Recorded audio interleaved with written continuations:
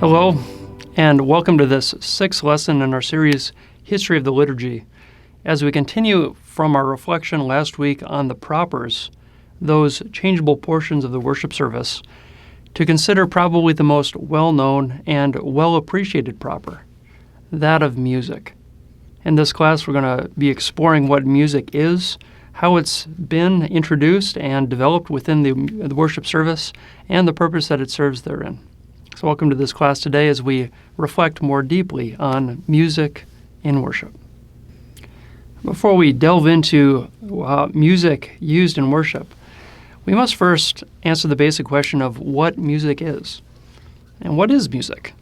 It's all immediately recognizable to us when we hear it, but what exactly it is and what differentiates it from spoken word or other just random sounds is a little bit of a mystery, even today.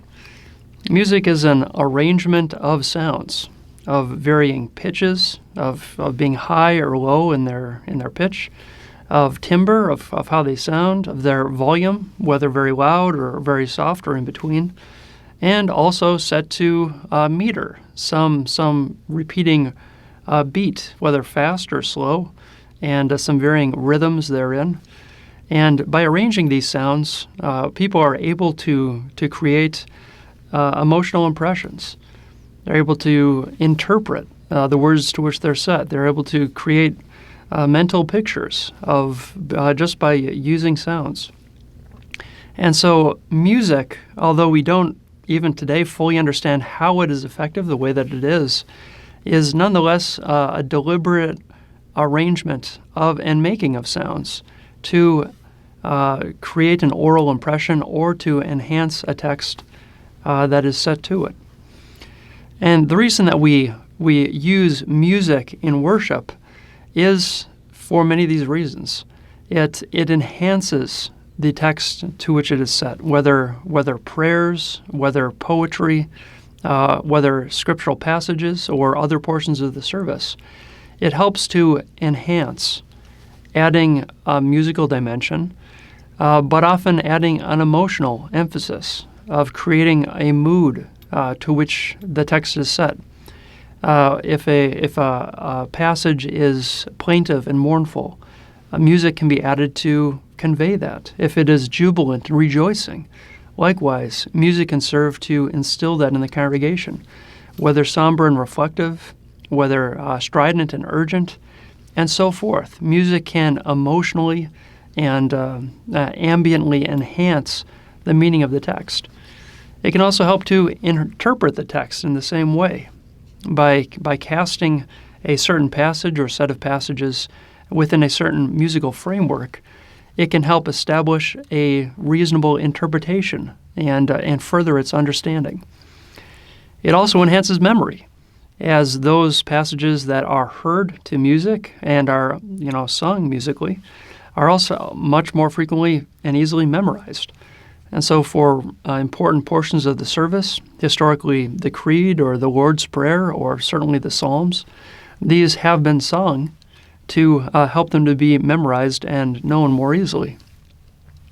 And also importantly, music serves the function of bringing the congregation together. By having all in the church sing in the same way, the same song, with one voice, as it were, it binds the community. There has been well studied the positive effects of singing together as a group, and music serves this function of having all in the congregation lending their voices and singing, whether in unison or in harmony, joining them together artistically in one expression of faith. And these are the reasons why music has been historically included in worship of God as we gather on Sundays. Music seems to have been used in the very earliest Hebrew worship. The Old Testament has multiple references to songs and even includes many songs itself. In the establishment of the temple, especially as detailed in 1st and 2nd Chronicles, musicians are appointed, and they are there to accompany worship and song and also with instruments. Much of the details, however, are lost to time. While musicians were understood at that time as being artisans, just as other craftsmen, to add beauty and function to the worship service, how exactly that was done is unknown. There are multiple references to instruments in the Old Testament, which is variously translated as instruments we might know today, such as cymbals or a gong or harp or a lute or lyre. However, the exact instruments that they used at the time, while we translate them in intelligible words in English today, are rather unknown. Almost all of them were made out of wood, and so have degenerated over time. And so our exact understanding of what the instruments were and how they might have sounded is unknown to us today.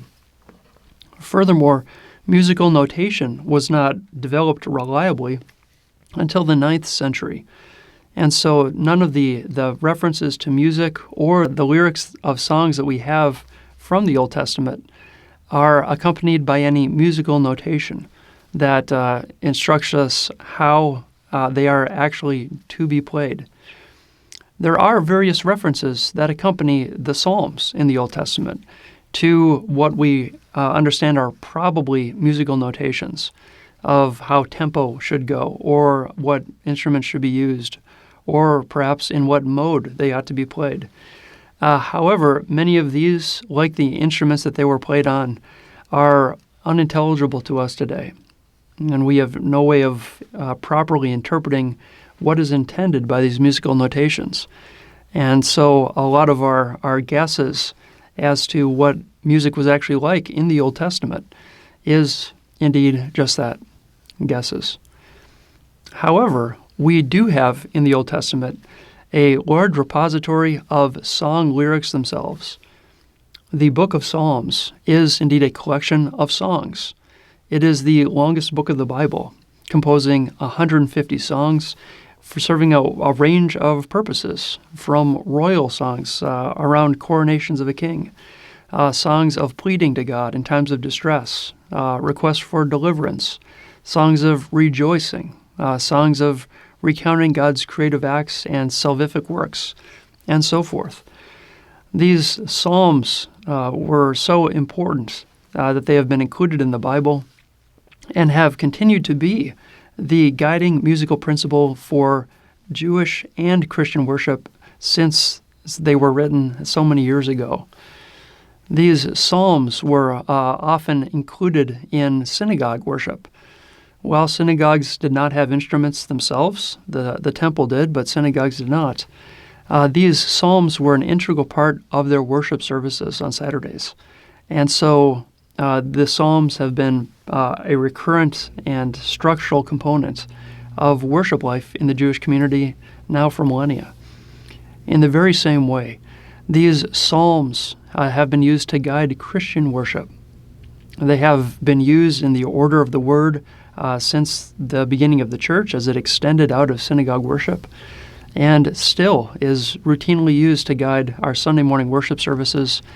And many of the songs, the hymns, and the anthems that we sing in church today are based on these very lyrics contained in the Psalms, simply set to modern music. Singing continued into the New Testament. Jesus and his disciples sung a song after his Last Supper, as recorded in both Mark and Matthew. Paul himself, in the book of Acts, routinely sings songs with those he's traveling with, and at various times, even in prison. And just as there are songs in the Old Testament, in the Psalms, and occasionally elsewhere, so are there songs in the New Testament. Especially in Luke, the songs of Simeon, the Song of Mary, or the Magnificat, the Song of Zechariah, the songs in Revelation, and traces of poetry elsewhere have often been used as songs, as settings for songs today. These biblical songs, based on biblical text but not drawn from the Psalms, are often known as canticles, a word that's often used. And canticles are essentially songs that are based either on biblical songs or on biblical poetical texts, oftentimes rendered with modern music setting to them. So the scriptures themselves contained many instances of singing and music making in relation to worship, and also provide the musical texts themselves for worship songs that are used today. In the years of the early church, the first few centuries, use of music is a little murky. However, it might be surprising to know that music in the first centuries was somewhat controversial. There was discussion as to what degree music ought to be used in the worship service. And this was primarily because music was a part of the wider culture, as it has been throughout human history, and it was often associated with festivals, with circuses, with large, secular parties, and it was often associated with the excesses associated with those festivals. And for this reason, some prominent Christian theologians avoided singing altogether, or music of any kind, feeling that it aroused those unfortunate impulses of humankind. Other early theologians were in favor of music, believing that it enhanced worship of God and was also included in the scriptures. And other theologians took the position that music served a portion, but it had to be deliberately restrained and guided away from the extravagances it was associated with in the wider culture. However, singing eventually did become the norm. And in late antiquity, worship services throughout the Mediterranean world were, perhaps also to our surprise, likely almost entirely sung. The lessons, the prayers of the people, the creed, and other regular portions of the worship service were set to music and were sung, partly because of the emotional, artistic enhancement of the worship service, partly to bring the people together as one, and partly also for the ease of being heard. A trained singing voice can, of course, fill a space and be heard by many more participants than can a loud speaking voice over a prolonged period of time. As singing at this point became the norm, it was also the norm that the whole of the congregation would gather together in this song. And it's not until the late centuries of the early church that there are mentions of a cantor or a leader of music or musicians distinct from the congregation. In this sense, the whole of the church was a provider of music, frequently without instruments of any kind, and frequently joining in just a single melodic line. After the Edict of Milan by Constantine and the allowance of buildings of large basilicas and cathedrals across the ancient world, music took on a more structured position within the worship service. The musical portions were augmented and developed. Choirs were developed to sing the service professionally. And as the centuries passed, the choirs eventually took prominent place, along with other soloists or quartets, eventually displacing much of the congregation's participation in the worship service. Increasingly, as the centuries passed, with major shifts in the 9th century and again in the 12th, the choirs displaced the congregation, and it was left to the priests and to the choir to lead worship, leaving the congregation's contribution largely as observers in the worship service, especially into the later Middle Ages. During this time, the music developed in its complexity. Polyphony, or multiple strains of melodies sung at the same time, came into being. Much more lengthy and developed singing and virtuosic singing also was introduced to the worship services. New forms came into being, such as the motet, the sequence, and others, and some that are very well known even today, such as an oratorio. An oratorio being basically a religious opera or a dramatic presentation of a biblical story or text. A passion, a musical telling of the Passion of Christ, often performed and observed during Holy Week. or masses, the sung portion of the ordinary of the service, usually constituting the Kyrie, Gloria, Creed, Sanctus, and Agnus Dei, were developed, including large choirs and full symphonies. Some of these masses have been composed by the most celebrated composers of history, including Bach, Mozart, Beethoven, Haydn, Schubert, and many others. And so the musical contribution to the medieval worship service and into early modernity became extremely developed and complex and professional in its nature. During this period of the Middle Ages, the instruments were also gradually added back into the worship service. The most important, of course, being the organ.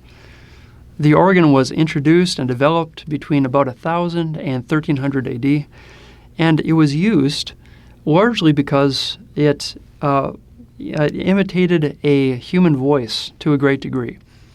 It could produce a large sound and likewise fill large spaces easily. And it also had a generally wide range and was first used largely to outline the melodies to be sung by the choir or the congregation. This mode of accompaniment, rather than playing during hymns and songs, is still frequently found in monasteries today. And if attending a monastery's worship service, oftentimes the organist in the same manner will set a note or will introduce a rhythm to be sung, but not necessarily accompany the singing. This organ became the standard musical instrument for worship, and also happily not having any connotations with parallel secular festivals and celebrations. The organ became known as the preeminent church instrument and is still known as such today. Among the Reformers' revisions of the worship service already mentioned in previous lessons was also a revision of the role of music. As mentioned, the emphasis in the late Middle Ages was upon a choir professionally singing the music to accompany the worship service, to the exclusion of any congregational musical contribution whatsoever. The feeling of the Lutheran Reformers was to reintroduce music for the same reasons that music eventually won out in being included in the Christian practice, because it enhanced worship of God and connection, emotional connection of the text to the people. As it happened, Luther himself was a fairly gifted musician. He possessed what was roughly equivalent to a master's degree of music and was a capable composer, just as he was a very gifted writer.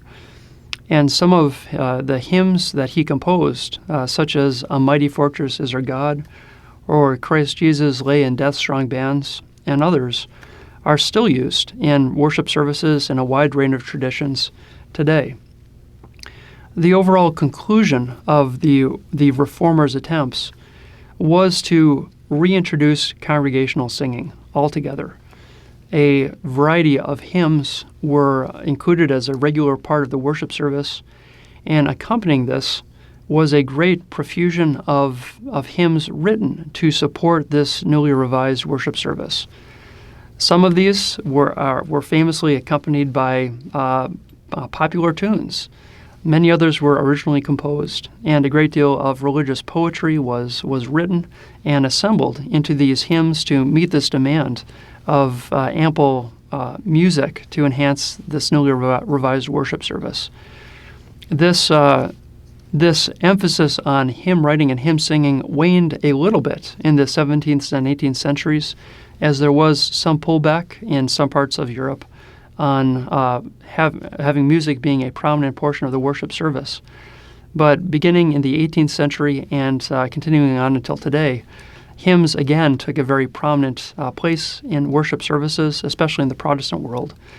And hymns, anthems for choirs, and liturgical settings of music have and remain to this day to be a very important aspect of worship service, and one that is greatly treasured among worshipers today. And at present, our worship services contain a few different styles of music. The first is liturgical music. That's part of the worship service that is set to regularly sung melodies that are repeated each Sunday. This liturgical music, some of it is very ancient in its settings. Some of the music that is sung, particularly in the proper preface and in the salutation before the Eucharist, dates back just over 1,000 years. And we're very blessed to have still with us and at our disposal this very ancient music of the Church. Much of the other liturgical music tends to be set in a manner that replicates this style. While some liturgical music is contemporary in its composition, and some is set to familiar tunes, such as, say, Ode to Joy, others are written deliberately to imitate or reflect this ancient chant style that these liturgical melodies are based upon. This style generally is characterized by containing a fairly narrow range of tones. It usually proceeds by steps, usually avoiding any significant jumps. There is usually not a great deal of changes to the volume, and the overall feeling tends to be more meditative, contemplative, restrained, and purposeful. And this liturgical music that is used to support much of the worship service is generally easily singable by the congregation and reflects this mood that has been present in worship for many hundreds of years now in the Christian church. But when speaking of church music, what most typically comes to mind is that of hymns, not to be confused with hers. Hymns are songs sung by the congregation, oftentimes to religious poetry, and composed now most frequently in 4-part harmony and supported by or instruments, most commonly an organ. These hymns are probably the most varied and colorful portions of our worship service. Well, the prayers that we celebrate, the scriptural readings that we enjoy, and the much of the wording of, say, the Creed and that in the Eucharist is extremely ancient in its composition. The hymns allow us a great deal of more contemporary variety.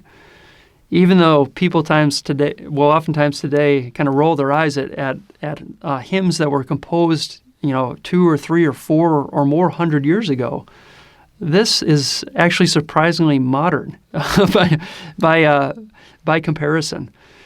The melodies to which they're written date from the 15th century and beyond, and they are much more modern in tone, in thought, in just an overall sensibility than these more ancient portions of the service that are more regular in our Sunday morning time together.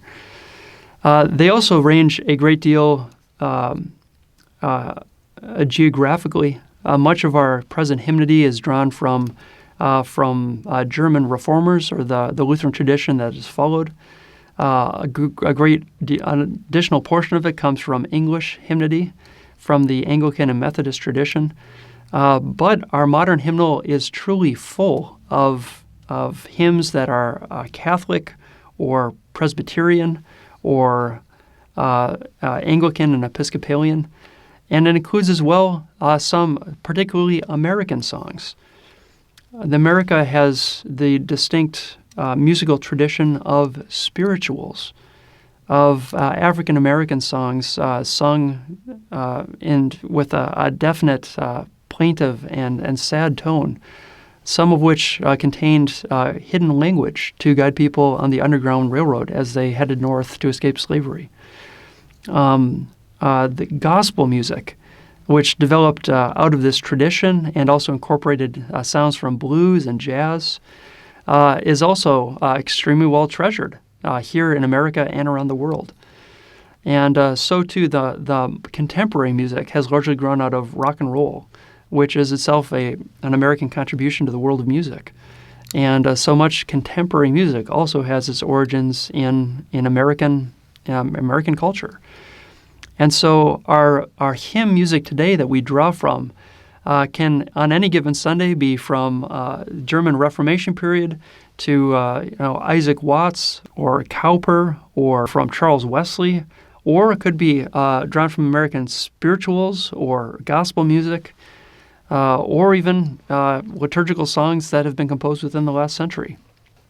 For this reason, the hymns that we sing and that we know and that we love are very varied in their background and are a very rich contribution to our worship service on Sunday mornings. At this point, we've concluded our survey of the Sunday morning worship service, the words, the components, and now the musical setting of the Sunday morning worship experience that we have. However, our worship service is still added to and ornamented by other components, physical elements of the space that we enjoy. And in our coming lesson, we will be exploring vestments, those fabrics and decorations and other portions that enhance symbolically our worship service in a visual and a tactile way. So we look forward to your joining with us this coming week as we explore vestments in our 7th class in the series History of the Liturgy. God bless you this week.